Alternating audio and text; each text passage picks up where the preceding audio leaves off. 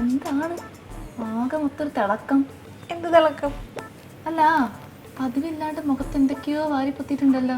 ഓ അതോ, അത് നമ്മുടെ പുതിയ മാനേജർ വരുന്നുണ്ടല്ലോ, പിന്നെ പുള്ളി ഒന്ന് ഇംപ്രസ് ചെയ്യാന്ന് വിചാരിച്ചു.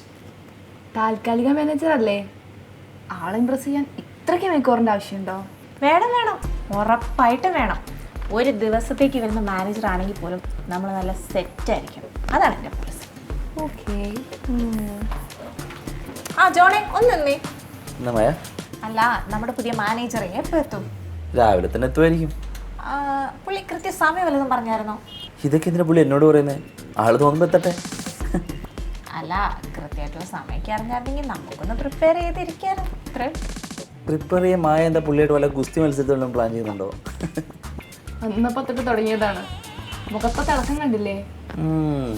ജോൺ ഇന്നലെ അവിടെ വെച്ചിട്ടേ പുള്ളിയുടെ കുറെ ചരിത്രം പറഞ്ഞില്ലേ, അപ്പൊ കേറിങ് ഫാൻ ആയതാണ്. അതിന്റെ ഇളക്കാണ്. അത് ചുമ്മാ താരാ, അങ്ങനൊന്നല്ല. ഇത്തിരി സംഭവമായിട്ടുള്ളൊരു പുള്ളി വരുന്ന സമയത്ത് കാണാനുള്ളൊരു ക്യൂരിയോസിറ്റി. എന്തായാലും ഇത്രയും നേരം വെയിറ്റ് ചെയ്യില്ലേ, കുറച്ചു നേരം കൂടെ വെയിറ്റ് ചെയ്യും, നേരിട്ട് വരുമ്പോൾ കാണാമല്ലോ. ശരി. എങ്ങനെ നോക്കിയിട്ട് കാര്യമൊന്നുമില്ല, എനിക്കിതൊന്നും ചെയ്യാനില്ല. നീ നന്നായിട്ട് പണിയെടുത്താൽ നിനക്ക് കൊള്ളാം.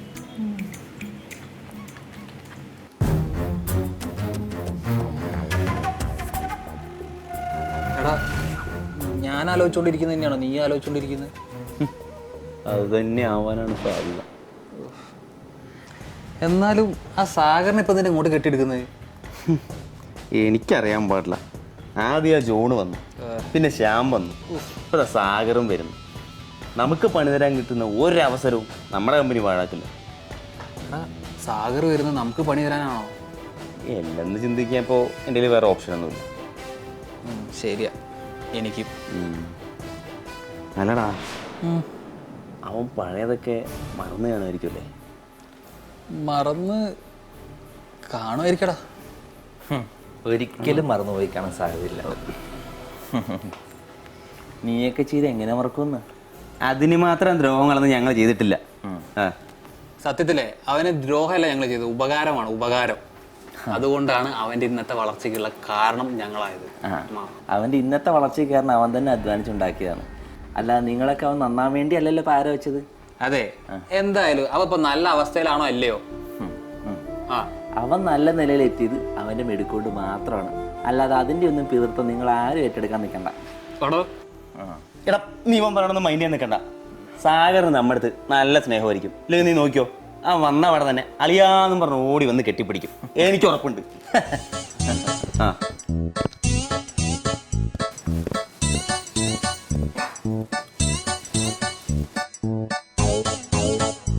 അയ്യോ,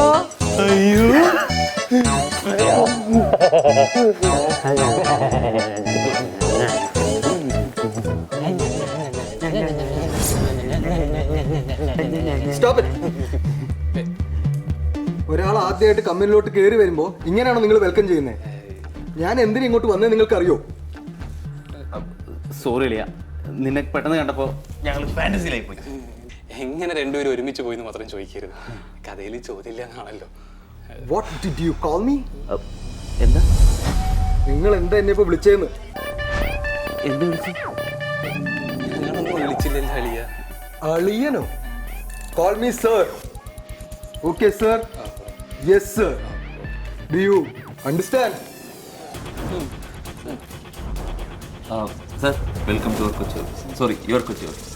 thank you for this warm welcome John. ഇവനിതിപ്പോ പിടിച്ചു സംസാരിച്ചപ്പോൾ എൻ്റെ കയ്യിൽ ആ തേങ്ങയൊന്നും ഞാൻ കണ്ടില്ല. രാമനാഥന് മാജിക്കും വശമുണ്ടോ ആവോ. എനിക്കിങ്ങനെ അടക്കി പിടിച്ച് സംസാരിക്കുന്നതൊന്നും ഇഷ്ടമല്ല, മനസ്സിലായോ? ജോണിനെ കണ്ടുപിടിക്കും. ഹയർ പൊസിഷനിലുള്ള ഒരാൾ ഓഫീസിലോട്ട് വരുമ്പോൾ എങ്ങനെ വെൽക്കം ചെയ്യണം ജോണിന് അറിയാം. സർ, നമുക്ക് മേലത്തോട്ട് പോയാലോ? Of course John. നിങ്ങൾ വരുന്നില്ലേ? വേണമെങ്കിൽ വരാം. വാട്ട്? വരുന്നു സർ. Sir please. ഓക്കെ.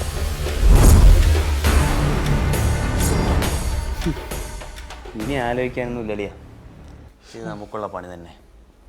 നമ്മുടെ ഒരു ഗതികേടൊന്ന് ആലോചിച്ച് നോക്കണേ. ആകാശത്തൂടെ പോകുന്ന റോക്കറ്റൊക്കെ നമ്മളെ നെഞ്ചത്തോട്ട് ഇടിച്ചു കയറി വരുന്നത്. ആ ഇനി ഇതും പറഞ്ഞുകൊണ്ട് ഇവിടെ അധികം നേരം നിൽക്കണ്ട. ഇതും മന്ത്രിക്ക് അവൻ അടുത്ത പണി തരാൻ പോകണം. അയ്യോ അവനല്ല ഷാഗർ എങ്ങനെ പറയണ്ടേ? സാറ് ശരിയാക്കി കൊടുക്കുന്നുണ്ട് ഞാൻ. നീ വാ.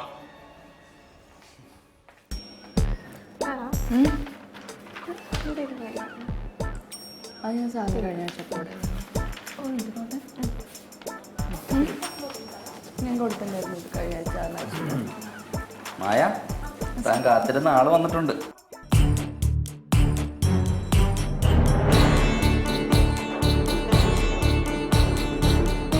എന്താ മായ ആളെ കണ്ടൊരു സന്തോഷമില്ലാത്ത?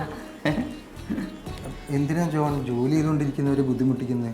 അല്ല സാറല്ലേ പറഞ്ഞ ആൾക്കാരൊക്കെ പരിചയപ്പെടണം, അപ്പൊ പിന്നെ പരിചയപ്പെടാം. അത് ഞാൻ പറഞ്ഞു, പക്ഷെ വേണമെന്നില്ല, നമുക്ക് പിന്നെ പരിചയപ്പെടാം. സാർ എന്തായാലും ഇവിടെ വരെ വന്ന സ്ഥിതിക്ക് ഞങ്ങൾ രണ്ടുപേരും മാത്രമല്ലേ ഉള്ളൂ, പരിചയപ്പെട്ട് പോകണം. ഞാൻ Tara sir. Hi Tara, nice to meet you. സാറിനെ കുറിച്ച് ഒരുപാട് കേട്ടിട്ടുണ്ട്. തമിഴ്നാട്ടിൽ ബ്രാഞ്ച് തുടങ്ങിയ കഥകളൊക്കെ കുറേ കേട്ടിട്ടുണ്ട്. ആണല്ലേ? Okay, thank you. എനിക്ക് പോയിട്ട് കുറച്ച് തിരക്കുണ്ട്. ജോൺ എനിക്കൊന്ന് ക്യാബിൻ കാണിച്ചു തരാമോ? ഷുവർ, കാണിക്കാമല്ലോ. ഓക്കെ.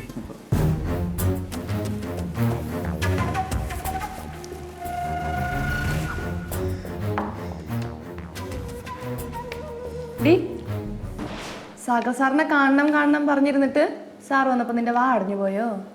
അങ്ങനെയൊന്നുമില്ല. നിന്റെ മുഖത്തെന്തോ ഒരു ടെൻഷൻ. ടെൻഷനോ? അത് നിനക്ക് വെറുതെ തോന്നിയായിരിക്കും താരെ. എനിക്ക് തോന്നിയൊന്നുമല്ല. അത് പിന്നെ നമ്മുടെ രാകേഷ് മനു വന്നല്ലോ. അതിന് ഞങ്ങൾ കുറച്ചു മുമ്പല്ലേ ഇവിടെ സംസാരിച്ചിട്ട് പോയുള്ളൂ. അതിനത്ര എക്സൈറ്റ്മെന്റ് ആവാൻ. എനിക്ക് ഇപ്പം എല്ലാ കാര്യങ്ങളും അങ്ങനെ ഓർമ്മയിൽ പെട്ടെന്ന് നിൽക്കാറില്ല. ഷോർട്ട് ടൈം മെമ്മറി ലോസ് ആയിരിക്കും. നിങ്ങൾ സാഗർ സാറിനെ കണ്ടായിരുന്നോ? പിന്നെ കണ്ടായിരുന്നു. എന്നിട്ട് എന്ത് തോന്നി? എന്ത് തോന്നാൻ, പുള്ളി ഭയങ്കര സംഭവമൊക്കെ ആണെങ്കിലേ ഒരു ജാടിയില്ലാത്തൊരു മനുഷ്യൻ. ഞങ്ങളോടൊക്കെ സംസാരിക്കുമ്പോൾ എന്തൊരു ടെൻഷനായിരുന്നു എന്നറിയോ? പെമ്പിളോടൊന്നും ഇടപഴകി വലിയ ശീലമൊന്നും ഇല്ല തോന്നുന്നു. ഒരു ശീലമില്ലാത്ത ഒരാൾ കേട്ടോ. മായ എന്താ അങ്ങനെ പറഞ്ഞത്? ഞാൻ ഉദ്ദേശിച്ചതേ ഈ തമിഴ്നാട്ടിലൊരു ബ്രാഞ്ചിന്റെ മുഴുവൻ കാര്യം നോക്കുന്ന ഒരാളല്ലേ. അപ്പൊ അവിടെ സ്ത്രീകളും പുരുഷന്മാരും ഒക്കെ ആയിട്ട് എല്ലാവരുമായിട്ട് കമ്മ്യൂണിക്കേറ്റ് ചെയ്തുള്ള ഒരു എക്സ്പീരിയൻസ് ഉണ്ടാവും എന്നർത്ഥത്തിലാണ്. ഓ അങ്ങനെ. എന്തായാലും വിട്. എന്നിട്ട് പുള്ളി വേറെ എന്തെങ്കിലും പറഞ്ഞായിരുന്നു നിങ്ങളോട്? വേറെ വിശദമായിട്ട് പിന്നെ പരിചയപ്പെടാമെന്ന് പറഞ്ഞ് അങ്ങോട്ട് പോയി. എങ്ങോട്ട് പോയി? ജോണിന്റെ കൂടെ ക്യാബിനിൽ. ജോണിന്റെ കൂടെ ക്യാബിനിലേക്ക്. മനസ്സിലായില്ലേ? മനസ്സിലാവുന്നുണ്ട്. അല്ല സാഗർ സാർ നിങ്ങളെ കണ്ട് എന്ത് പറഞ്ഞു? പണ്ട് ഹെഡ് ഓഫീസിലൊക്കെ ഒരുമിച്ച് വർക്ക് ചെയ്ത ടീംസ് അല്ലേ? പഴയ ഫ്രണ്ട്ഷിപ്പ് ഒക്കെ പുതുക്കാൻ ഒരു അവസരം കിട്ടിയോ? പിന്നെ ശരിക്കും കിട്ടി. What did you call me? നിങ്ങളൊന്നും വിളിച്ചില്ലല്ലോ അളിയ. അളിയനോ? Call me sir. Yes sir. Okay sir. Do you understand? അവന്റെ ഈ സ്നേഹം ഞാൻ എവിടെ കൊണ്ടുവെക്കുന്നാണ് ഞാൻ ആലോചിക്കുന്നത്. ഞാനും. എന്നാലും ഭയങ്കര സംഭവം തന്നെയല്ലേ? നമ്മുടെ സെയിം ഏജ് ഗ്രൂപ്പിലുള്ള ഒരാളെ പുള്ളി കമ്പനിയിൽ ഉണ്ടാക്കുന്ന അച്ചീവ്മെന്റ്സ് ഒക്കെ കേൾക്കുമ്പോ ഞാനും മായനെ പോലെ പുള്ളിയുടെ ഫാനായി പോന്നു തോന്നുന്നു. അതെ, ഞാൻ ആരുടെയും ഫാൻ അല്ല. കുറച്ചു മുമ്പ് ഇങ്ങനെയൊന്നല്ലല്ലോ പറഞ്ഞ്. ഇതിപ്പോ എന്ത് പറ്റി? അതെ, എല്ലാവർക്കും എല്ലാ സമയം ഇങ്ങനെ ഒരേപോലെ ഇരിക്കാൻ പറ്റുമെന്ന് തോന്നുന്നുണ്ടോ? മനുഷ്യന്മാരാണ്, വികാരങ്ങളും വിചാരങ്ങളും ഒക്കെ മാറിക്കൊണ്ടിരിക്കും. അല്ലാതെ ഇതൊരു മാതിരി അതെല്ലാവരും മനസ്സിലാക്കിയാൽ നിങ്ങൾക്ക് കൊള്ളാം. ഓക്കെ,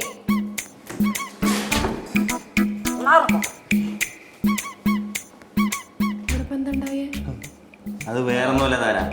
താരയും കൂടെ അവന്റെ ഫാനാവണമെന്ന് കേട്ടിട്ടുള്ള കുശമ്പാണ് അവൾക്ക്. അതെ, ഇത് അതൊന്നല്ല, വേറെ എന്തോ സംഭവമുണ്ട്. നമുക്കത് കണ്ടുപിടിക്കണം. സർ ഇതാണ് ക്യാബിൻ. Thank you, John.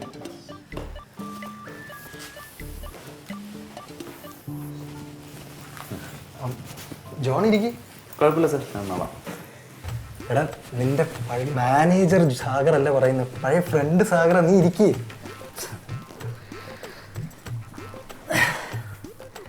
എടാ സോറി, എനിക്ക് നിങ്ങൾ ആരും കൊണ്ട് സേർന്ന് വിളിപ്പിക്കണം എന്ന് ഒരാഗ്രഹമില്ല കേട്ടോ. ചെന്നൈയിലൊന്നും ആരും എന്നെ സേർന്ന് വിളിക്കാറില്ല. അതൊക്കെ ഭയങ്കര പഴയ ഫാഷനാണെന്ന് എനിക്ക് അറിയുകയും ചെയ്യാം. പക്ഷെ ഇവിടെ മനു രാകേഷുള്ള സ്ഥിതിക്ക് ഞാൻ ഇങ്ങനെ ചെയ്തില്ലെങ്കിൽ അതെനിക്കൊരു ക്ഷീണവും. മാത്രമല്ല അവന്മാരെൻ്റെ തലയിൽ കയറി നിരങ്ങുകയും ചെയ്യും. അതെനിക്കറിയാലോ സർ. നമ്മൾ ഒറ്റയ്ക്കുള്ളപ്പോൾ നീ എന്നെ പേര് വിളിക്കുക, എന്ത് വിളിക്കുക, എനിക്ക് കുഴപ്പമില്ല. പിന്നെ എല്ലാവരും ഉള്ളപ്പോൾ നീ വേണമെങ്കിൽ സാറെന്ന് വിളിച്ചോ. സാഗറെ, എനിക്ക് തന്നെ സാറേ എന്ന് വിളിക്കുന്നതിൽ ഒരു പ്രശ്നമില്ല. അത് നീ കമ്പനിയിൽ ഉണ്ടാക്കി വെച്ചിരിക്കുന്ന ആ പേരിലുള്ള റെസ്പെക്റ്റാണ്. അതങ്ങോട്ട് തരുന്നതിൽ യാതൊരു കുഴപ്പം എനിക്കില്ല. അതെനിക്ക് അറിയാലോ. പക്ഷേ ആ മനുവിനെ രാകേഷിനെ നമ്പാൻ പറ്റില്ല. ഇപ്പോൾ പോലും നമുക്കിട്ട് എന്ത് പണിയാന്ന് അവന്മാർ ആലോചിച്ചുകൊണ്ടിരിക്കുകയായിരിക്കും.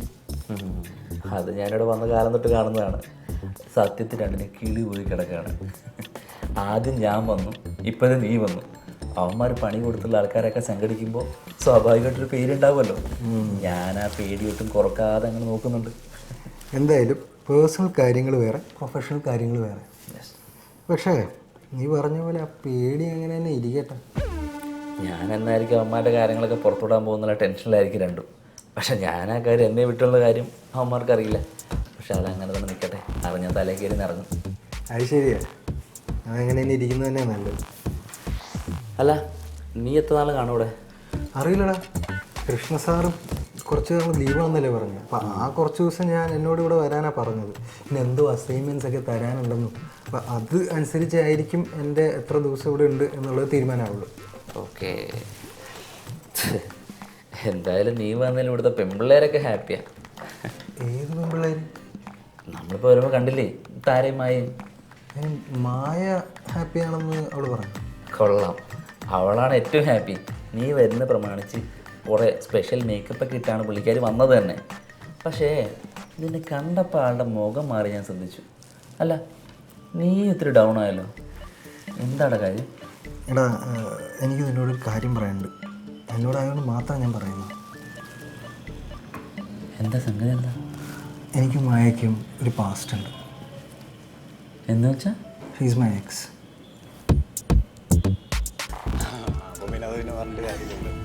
നീ മറ്റേ ഫയൽ കൊടുത്തിട്ട്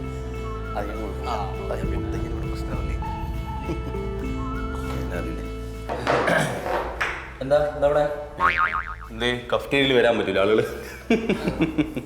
എന്താ നിന്റെ മുഖത്തൊരു ടെൻഷൻ പോലെ? ടെൻഷനോ? എനിക്ക് ടെൻഷനൊന്നുമില്ലല്ലോ, ഞാൻ ഓക്കെയാണ്. I am perfect okay. Hi Maya, സുഖമാണല്ലേ? വീട്ടിലെല്ലാവർക്കും സുഖമായിരിക്കും. എൻ്റെ അന്വേഷണം പറഞ്ഞേക്കും. എടാ, ഇവനിതെന്ത് പറ്റി? അപ്പം ഞാൻ കരുതിയതുപോലെ തന്നെ ഇവിടെ എന്തൊക്കെയോ ചീഞ്ഞ് നാറുന്നുണ്ട്. നമുക്കത് കണ്ടുപിടിക്കണം. എന്ത് കണ്ടുപിടിക്കുന്ന കാര്യം രാജേഷ് പറയുന്നത്? ഇവിടെ പലരും പല രഹസ്യങ്ങളും ഉള്ളിൽ കൊണ്ട് നടക്കുന്നുണ്ട്. ആ രഹസ്യങ്ങളൊക്കെ പുറത്ത് കൊണ്ടുവരുന്ന കാര്യമാണ് ഞാൻ പറഞ്ഞത്. രഹസ്യങ്ങളോ? ആരോ കൊണ്ട് കിടക്കുന്നു? അത് രാജേഷിന് വെറുതെ തോന്നുന്നേ? ഒരു തോന്നലും ഇല്ല. ഈ രാകേഷിനെ കണ്ടുപിടിക്കേണ്ട കാര്യങ്ങൾ കണ്ടുപിടിക്കേണ്ട രീതിയിൽ കണ്ടുപിടിക്കാൻ അറിയാം. അതിന് രാജേഷ് കണ്ടുപിടിച്ചോ, അതിന് എനിക്കെന്താ കുഴപ്പം? ഞാൻ പോണു. അപ്പൊ നീ ഇപ്പൊ എന്തിനാണ് ഇങ്ങോട്ട് വന്നത്? ആ, അത് വെള്ളം എടുക്കാൻ വന്നതാ. എന്നിട്ട് എടുത്തോ? അത് ഞാൻ പിന്നെ വന്നെടുത്തോളാം.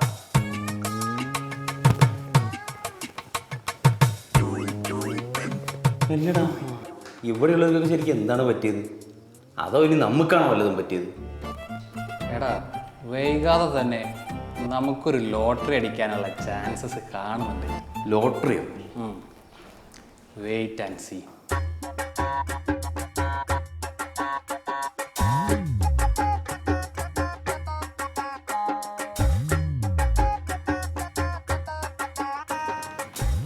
എവിടെ? എന്ത്? അല്ല, വെള്ളം എടുക്കാനല്ലേ നീ പോയത്? ഇപ്പൊ വെള്ളം കുടിച്ചില്ലെങ്കിലേ ചത്തു പോകത്തൊന്നുമില്ല. കുറച്ച് നേരമൊക്കെ ദാഹം അടക്കി പിടിച്ചിരിക്കാൻ പറ്റും. നമ്മൾ വെയിലത്ത് റോഡിൽ കിടന്നൊന്നും നല്ലൊരു പണിയെടുക്കുന്നത്. ഈ AC-ന്റെ അകത്ത് ഇരുന്ന് തണുത്ത് വിറച്ച് തന്നെ ജോലി എടുക്കുന്നത്. അപ്പൊ ഡീഹൈഡ്രേഷൻ ഒന്നും വരത്തില്ല. അല്ല, നിനക്ക് ദാഹിക്കണമെന്ന് പറഞ്ഞ് വെള്ളം എടുക്കാനല്ലേ നീ പോയത്? അത് ശരിയാണ്, എനിക്കും ദാഹിക്കുന്നില്ല. ഞാൻ പിന്നെ കുടിച്ചോളാം. നീ മുഖത്ത് നോക്കിയേ. എന്തിനാ മുഖത്ത് നോക്കുന്നത്? ഇങ്ങനെ ഇരുന്ന് സംസാരിച്ചാ പോരെ? നിന്നോട് മുഖത്തേക്ക് നോക്കാനാ പറഞ്ഞേ. കാര്യം പറമായേ. എന്ത് കാര്യം പറയാൻ? ഞാൻ എന്താ ചോദിക്കണമെന്ന് വ്യക്തമായിട്ട് നിനക്കറിയാം. ഞാൻ എടുത്തു ചോദിക്കേണ്ട കാര്യമൊന്നുമില്ല. ഞാൻ രാവിലെ തൊട്ട് ശ്രദ്ധിക്കുക. നിനക്ക് എന്താ പറ്റിയേ? എനിക്ക് എന്ത് പറ്റാൻ? നമുക്ക് ചെയ്തു തീർക്കാൻ കുറേ ജോലികളുണ്ടല്ലോ, അപ്പോൾ അതിൻ്റെ ടെൻഷൻ വല്ലതുമായിരിക്കും. പിന്നെ അരമണിക്കൂർ ഡെഡ് ലൈൻ തന്നാൽ വരെ പ്രോജക്റ്റ് ചെയ്ത് തീർക്കാൻ ടെൻഷൻ ഇല്ലാത്ത ആളാണ്. മാത്രമല്ല, ഇപ്പം നമുക്ക് എമർജൻസി ആയിട്ട് ചെയ്ത് തീർക്കാൻ ഒരു പ്രോജക്റ്റും തന്നിട്ടില്ല. ഇതൊന്നുമല്ല, വേറെ എന്തോ കാര്യമുണ്ട്. നീ എന്താ കാര്യം എന്ന് പറ. വേറെ എന്ത് കാര്യമാണ്? ഇങ്ങനെ ഓരോന്നോരോന്ന് പറഞ്ഞിങ്ങനെ ഉണ്ടാക്കല്ലേ താര. മായെ, നീയായിട്ട് പറഞ്ഞാ നിനക്ക് കൊള്ളാം. ഞാനായിട്ട് കണ്ടുപിടിച്ച എനിക്ക് ഒരു മര്യാദ ഉണ്ടാവില്ലേ? എനിക്കൊരു കാര്യം പറയാനുണ്ട് എന്നോട്. പക്ഷെ നീ അതാരോടും പറയരുത്. പ്രത്യേകിച്ച് ജോണിനോടോ മനുവിനോടോ രാകേഷിനോടോ ഒന്നും പറയരുത്. ഓക്കെ, ഞാൻ പറയൂല. നീ ചുമ്മാ അങ്ങനെ പറഞ്ഞിട്ട് കാര്യമില്ല. എൻ്റെ കയ്യിലടിച്ച് സത്യം ചെയ്യും. ഉറപ്പായിട്ടും ആരോടും പറയില്ല. നീ എന്താ കാര്യം എന്ന് പറ. ഓ, ഓരോന്നും ചെയ്തു വെച്ചിട്ട് ബാക്കിയുള്ളവരുടെ മനസ്സമാനം ഇപ്പോൾ പോയത്. ഞാൻ എന്ത് ചെയ്തു? എടാ നീ മായി നമ്മൾ റിലേഷൻഷിപ്പിൻ്റെ കാര്യം ഞാൻ പറഞ്ഞത്.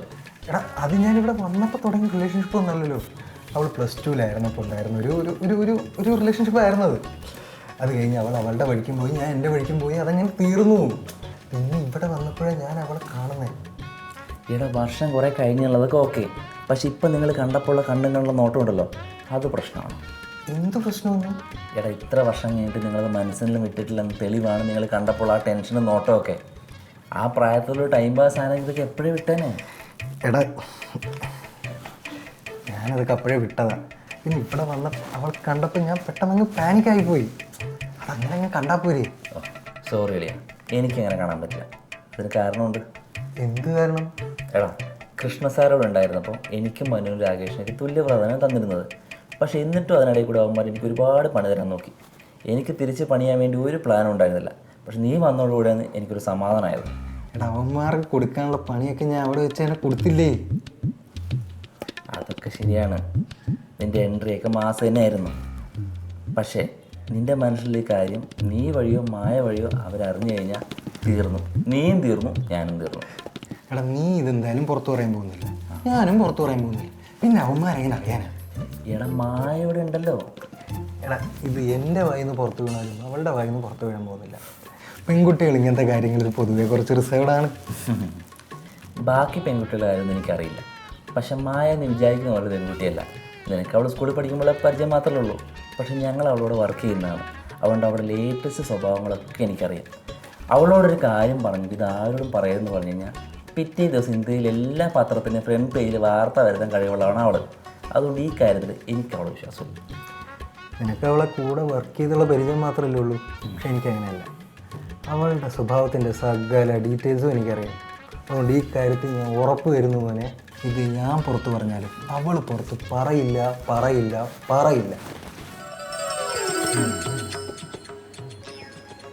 താര, നീ കാര്യം ആരുടെ അടുത്തും പോയി പറയരുത്. പ്ലീസ് പറയല്ലേ. ഇത്രയും വലിയൊരു ബോംബാണ് നീ പൊട്ടിക്കാൻ പോണെന്ന് ആദ്യം അറിഞ്ഞിരുന്നെങ്കിൽ നീ എന്നോട് പറയാന്ന് പറഞ്ഞാൽ നിർബന്ധിക്കൂലായിരുന്നു. ഇതിപ്പോ ഒരുമാതിരി രസതന്ത്ര സിനിമയിൽ ഇന്നസെന്റിന്റെ അവസ്ഥയായി എൻ്റെത്. എടാ എന്നോട് നീ ആരുടെ അടുത്തും പോയി പറയരുത്. ഇതിപ്പോ നീ എന്നോട് നിർബന്ധിച്ചോണ്ടും പിന്നെ എനിക്ക് ഇങ്ങനെ രഹസ്യമൊന്നും കൊണ്ടുനടക്കാനുള്ള ശേഷി ഇല്ല ഉള്ളില്. അങ്ങനെ അറിയാതെ പറഞ്ഞു പോയതാ. ഇവിടെ ആരെങ്കിലും ഇത് അറിഞ്ഞാൽ ഭയങ്കര പ്രശ്നം. പ്ലീസ് നീ പറയല്ലേ. അത് ശരിയാ. ഇവിടുത്തെ സ്റ്റാഫിന്റെ ഇടയിലേ പ്രൊഫഷണൽ ബന്ധത്തിന് അപ്പുറം ഒരു ബന്ധം ഉണ്ടെന്ന് അറിഞ്ഞാല് ഇവിടെയുള്ളവർക്ക് അതൊട്ടും ദഹിക്കൂല. അതിന് സ്കൂളിൽ പഠിക്കുന്ന സമയത്തല്ലായിരുന്നു ഞങ്ങൾ തമ്മിലുള്ള ബന്ധം. അതതിന് ഇവിടെ ഉള്ളവർക്ക് അറിയില്ലല്ലോ. നീയായിട്ട് അറിയിക്കാതിരുന്നാ മതി. ഞാനായിട്ട് ആരോടും പറയൂല. നീയായിട്ട് ആരോടും പോയി പറയാണ്ടിരുന്നാ മതി. മറ്റു രഹസ്യങ്ങൾ പുറത്ത് പറയുന്ന പോലെയല്ല ഇത്. നിന്റെ ജീവിതമാണ് മോളെ.